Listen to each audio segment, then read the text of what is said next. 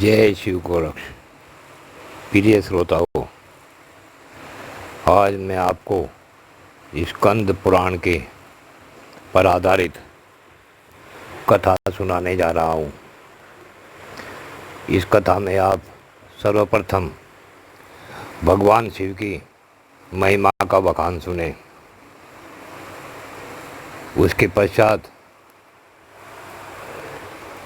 किसने शिव से किया द्वेष यह भी बताऊंगा। तो मेरे प्रिय श्रोताओं, भगवान शिव के भक्तों,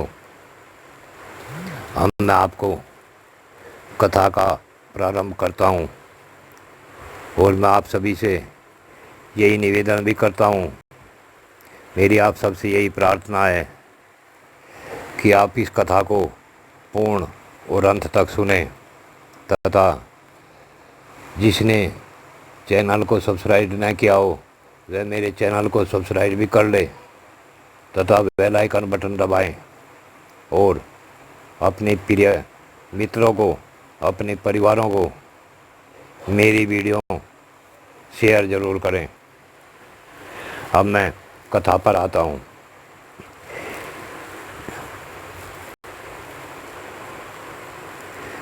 जिन भगवान शंकर की आज्ञा से ब्रह्मा जी इस जगत की सृष्टि तथा उत्पन्न करते हैं और भगवान विष्णु पालन करते हैं, जो स्वयं ही काल रूप महारुद्र भगवान शिव के नाम से जाने जाते हैं और इस संसार के संहार करने वाले हैं, उन पिनाकधारी भगवान शिव को मैं नमस्कार करता हूँ। प्रिय भक्तों, नैमिषारण्य तीर्थ सब तीर्थों से उत्तम और समस्त क्षेत्रों में श्रेष्ठ है। यह हमारे प्राचीन काल में नैमिषारण्य तीर्थ बहुत ही उत्तम और श्रेष्ठ माना जाता था, परंतु आज के सनातनियों को शायद यह पूर्ण जानकारी नहीं कि नैमिषारण्य तीर्थ की जगह है।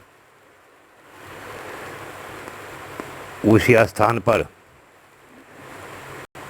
सोनक आदि अनेक तपस्वी एक ऐसे यज्ञ का अनुष्ठान करने के लिए तैयार हुए जो बहुत लंबे समय तक चलता रहे तथा उससे संसार का भला भी होता रहे।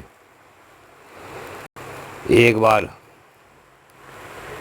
महर्षि लोमश घूमते हुए उन ऋषियों के पास पहुँचे, नैमिषारण्य तीर्थ में, जहाँ सभी ऋषि अनुष्ठान करने की तैयारी कर रहे थे। लोमश ऋषि को देखकर सभी ऋषि मुनियों ने उठकर उनका स्वागत किया।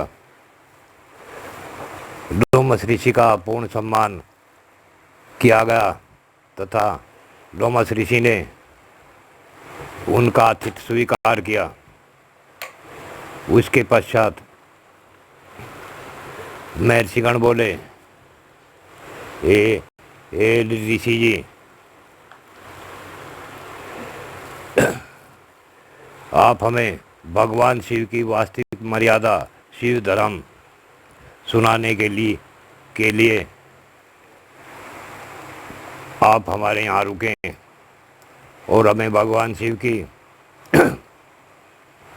विधि विधान से किस प्रकार से पूजा होनी चाहिए, किस प्रकार हमें भगवान शिव की पूजा करनी चाहिए, यह बताएं।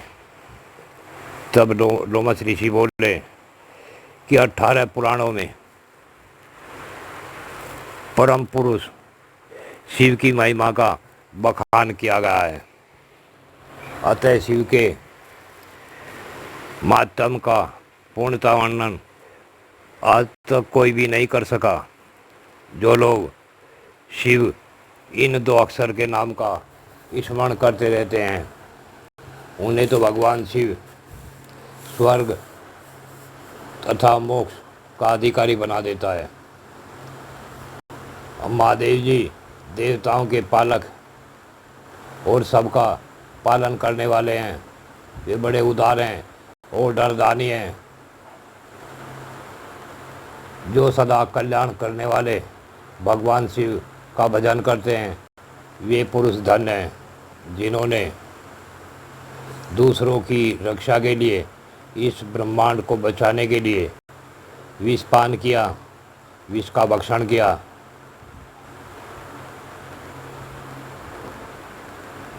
काल को दग्ध कर डाला तथा काम को भी समाप्त कर दिया और भक्तों को संकट से छुड़ाया। उन महादेव जी की महिमा का वर्णन कौन कर सकता है। वो बढ़ गई। मुनियों ने पूछा, हे मुने, भगवान शिव ने कैसे विषपान किया तथा कैसे दक्ष यज्ञ का विनाश किया, ये सब बातें हमें बताइए। हमारे मन में यह सब सुनने की बड़ी ही इच्छा है। तब लोमस ऋषि जी बोले, हे विप्रगणों, पूर्व काल की बात है। प्रजापति दक्ष ने परमेष्ठी ब्रह्मा जी के कहने से अपनी पुत्री सती का विवाह भगवान शंकर से कर दिया। एक दिन वे ही दक्ष अपनी इच्छानुसार घूमते हुए नैमिषारण्य में आ गए। वहाँ के सभी ऋषि मुनियों ने उनका बड़ा आदर सत्कार किया। सभी देवताओं और असुरों ने भी स्तुति की और राजा दक्ष का सम्मान किया, किंतु भगवान शिव ने उनको प्रणाम नहीं किया, क्योंकि भगवान शिव उस समय अपने ध्यान में बैठे हुए थे। दक्ष ने इस बात की ओर जब लक्ष्य किया तब उनके मन में बड़ा क्रोध हुआ। ये तो प्रजापति ठहरे, ये अपमान कैसे बर्दाश्त करते। उन्होंने तुरंत भगवान शिव के प्रति कटु वचनों की बौछार कर दी। आओ, ये संपूर्ण देवता और असुर भी मेरे चरणों में मस्तक झुकाते हैं। श्रेष्ठ ब्राह्मण भी अत्यंत उत्सुक होकर मुझे प्रणाम करते हैं, परंतु यह शंकर पता नहीं अपने आप को क्या मानता है। दुष्ट पुरुषों की भांति मेरे सामने शीश क्यों नहीं झुकाता। यह भूत प्रेतों का स्वामी है, सदा प्रेत पिशाचों से घिरा रहता है, फिर भी अपने को महान समझता है। इसलिए आज से मैं इसे शाप देता हूँ। श्रेष्ठ ब्राह्मणों, मेरी बात सुनो और इसका पालन करो। आज से इस रुद्र को मैंने यज्ञ से बहिष्कृत कर दिया। यह भगवान शिव, जिसे आप सब भगवान कहते हैं, यह दुष्ट है और यह किसी भी यज्ञ में भोग का अधिकारी नहीं है। दक्ष को यह कहते सुन भगवान शिव के वाहन नंदी को बड़ा क्रोध आ गया। वे बोले, अरे मेरे स्वामी महेश्वर,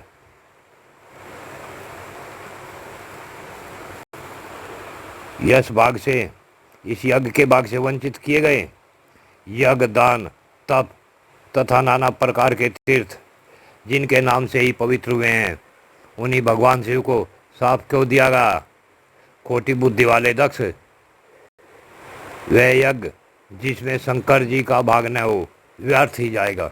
हे दुर्बुद्धे, तू उस यश की रक्षा कर और जिन महात्मा शिव ने इस संपूर्ण विश्व का पालन किया है, उन्हीं को तूने साफ दे दिया। तब महादेव जी ने आंखें खोले और नंदी से कहा, हे महामते, तुम्हें ब्राह्मणों के प्रति कभी क्रोध नहीं करना चाहिए। मैं ही यश हूँ, मैं ही यज्ञ हूँ, मैं यज्ञ करने वाला यजमान भी हूँ और मैं ही यज्ञ करने वाला आचार्य हूँ। संपूर्ण यज्ञ भाग में भी मैं ही हूँ, इसलिए मैं सदा यज्ञ में रत हूँ। मुझे कोई शाप देकर यज्ञ बहिष्कृत नहीं कर सकता। इसी प्रकार सर्वव्यापी होने के कारण मैं किसी के भीतर नहीं हूँ और किसी भी सर्वव्यापी होने के कारण मैं किसी के भीतर नहीं हूँ, किसी भी सीमा से आबद्ध नहीं हूँ। इस दृष्टि से देखने पर मैं सदा ही सब यज्ञों में आवश्यक हूँ। भगवान शंकर के इस प्रकार समझाने पर महातपस्वी नंदी ने विवेक का आश्रय लिया। शिव जी का सत्संग पाकर वे परमानंद में निर्मग्न हो गए। उधर मुनियों से घिरे हुए दक्ष भी अत्यंत रोष में भरकर अपने स्थान को चले गए। वे प्रणाम न करने वाले रुद्र को भूल न सके। बार बार उनका याद आता गया। उन्हें स्मरण करके क्रोध में जलने लगे और भगवान शिव की ओर से दक्ष ने अपनी श्रद्धा हटा दी। वे शिव के उपासकों की निंदा में लग गए। एक समय दक्ष ने स्वामी एक महान यज्ञ का आयोजन किया। उसमें उन्होंने बड़े बड़े तपस्वी ऋषि मुनियों को बुलाया। वशिष्ठ आदि अनेक महर्षि उस महायज्ञ में पधारे। अगस्त, कश्यप, अत्रि, यामदेव, भृगु, दधीचि, भगवान व्यास, भारद्वाज और गौतम तथा और भी बहुत से ऋषि मुनि वहाँ आए। सभी देवगण, समस्त लोकपाल, विद्याधर, गंधर्व तथा किन्नरों का भी सम्मान हुआ।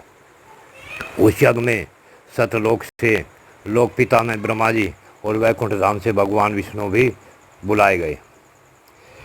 इंद्र आदि के साथ रोहिणी के साथ देवराज इंद्र, रोहिणी के साथ चंद्रमा, अपनी प्रिया के साथ वरुण देव भी आए थे। कुबेर पुष्पक विमान पर, वायुदेव मृग पर तथा अग्निदेव अपनी सवारी पर चढ़कर पधारे।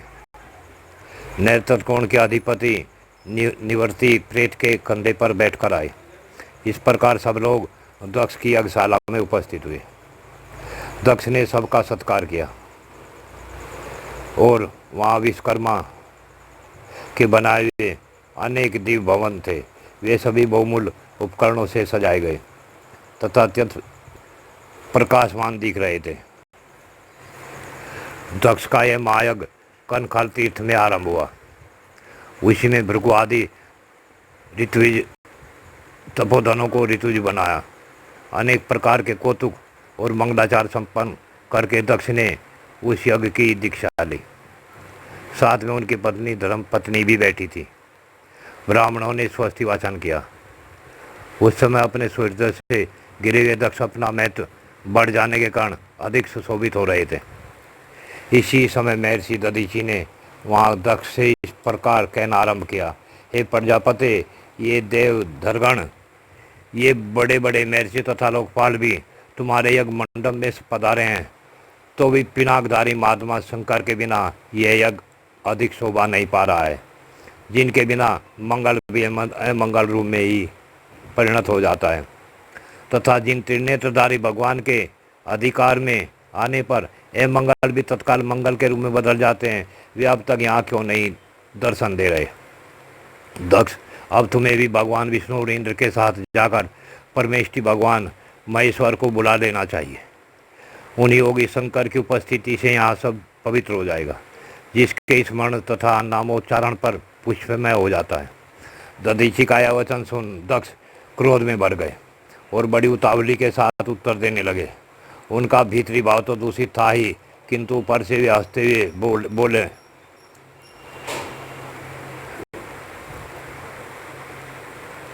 उन्होंने कहा, संपूर्ण देवताओं के मूल है भगवान विष्णु। यश और नाना प्रकार के सत्क्रम भी भगवान विष्णु में ही प्रतिष्ठित है। वे भगवान विष्णु तो यहाँ पधारे हुए हैं ही, और सतलोक से लोक पिता में ब्रह्मा जी भी आए हुए हैं। इसी प्रकार आप जैसे निष्पाप महर्षिगण भी आ ही गए हैं। जो जो यश कर्म के योग है, शांतित और सुपात्र है, वे सब महात्मा यहाँ पधार चुके हैं। आप सब महर्षिगण वेद के वाक तथा उसके अर्थ के ही भी तत्वज्ञ हैं। अब हमें रुद्र से क्या प्रयोजन है।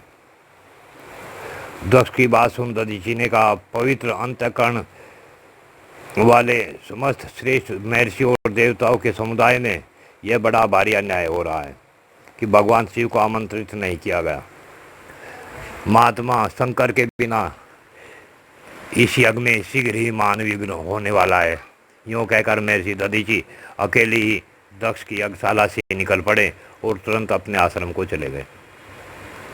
उनके चले जाने के बाद दक्ष हंसते हुए बोले, ब्राह्मणों, दधीचि शंकर के प्रेमी हैं, वे चले गए। आप सब लोग वैदिक सिद्धांतों में रहने वाले हैं। भगवान विष्णु आप सबके अग्रणी हैं। अब शीघ्र ही आप लोग मेरे यज्ञ को सफल बनाएं। तब उन सभी महर्षियों ने वहाँ देवयज्ञ प्रारंभ किया। इसी समय महादेवी दक्ष कुमारी सती ने, जो गंधमादन पर्वत पर अपनी सही सखियों के साथ विराजमान थी, रोहिणी के साथ चंद्रमा को कहीं जाते हुए देखा। वे यज्ञ में ही जा रहे थे। सती ने अपनी सखी विजया से कहा, हे सखी, तू शीघ्र जाकर पूछ तो सही, ये चंद्रमा कहाँ जाएंगे। उनके आदेश से विजया चंद्रमा के समीप गई और विनय के साथ पूछने लगी।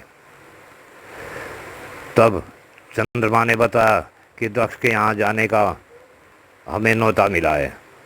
यह सुनकर विजया को बड़ा हर्ष हुआ और दुख भी हुआ। उसने तुरंत लौटकर सती से चंद्रमा की कई बातें बता दी। देवी सती ने विचार किया, क्या कारण है जो पिताजी मुझे नहीं बुला रहे? क्या मेरी यह यशस्विनी माता भी मुझे भूल गई है? आज मैं भगवान शिव से इसका कारण पूछूंगी। यह निश्चय कर सती देवी सखियों को वहीं ठहरा दिया और स्वयं भगवान शंकर के पास पहुंची। उस समय भगवान शिव अपने भूत प्रेत पिशाच गंधर्व सबसे घिरे हुए बैठे थे। अब समय देख माता सती ने भगवान शिव के समीप जाकर कहा, हे देव देवेश्वर, मेरे पिता के घर महान यज्ञ हो रहा है, उसमें चलने के लिए आपकी रुचि क्यों नहीं है? सदाशिव, यदि आप उस यज्ञ में बुलाए नहीं गए, तथापि आज मेरे कहने से मेरे पिता की यज्ञशाला में आप सब प्रकार से प्रयत्न करके पधारे। तब भगवान शिव ने मधुर वाणी में कहा, हे कल्याणी, तुम्हारे पिता की दृष्टि में जो देवता असुर और किन्नर आदि सम्मानीय हैं, वे सब निसंदेह उनके यज्ञ में पहुंच गए हैं। हे सुंदरी, जो लोग दूसरों के घर बिना बुलाए जाते हैं, वे वहाँ मृत्यु से भी अधिक कष्टदायक अपमान को प्राप्त होते हैं। हे सुबह, दूसरों के घर जाने पर इंद्र भी लघुता को प्राप्त होते हैं, इसलिए तुम्हें भी दक्ष के यज्ञ में नहीं जाना चाहिए।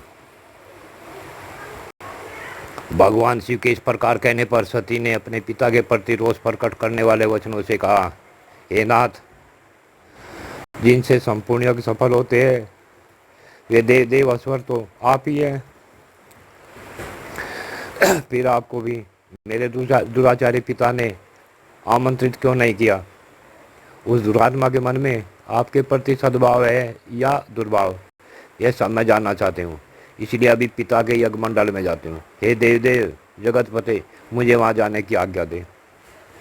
सती के ऐसा कहने पर महेश्वर बोले, हे उत्तम व्रत का पालन करने वाली देवी, यदि ऐसी बात है तो तुम नंदी पर सवार होकर और मेरे इन गणों को साथ लेकर शीघ्र वहाँ यात्रा करो, मैं आज्ञा देता हूँ। परंतु यह भी सुन लो कि भगवान शंकर की आप पत्नी हैं। अगर तुम्हारा कहीं अपमान हुआ तो उस अपमान को लेकर मेरे पास वापिस जिंदा न आना। अब दक्ष कुमारी सती फिर यहाँ लौट कर नहीं आएगी। इतना कहकर भगवान शिव ने सती को जाने का आदेश दे दिया। जय शिव गोरक्ष।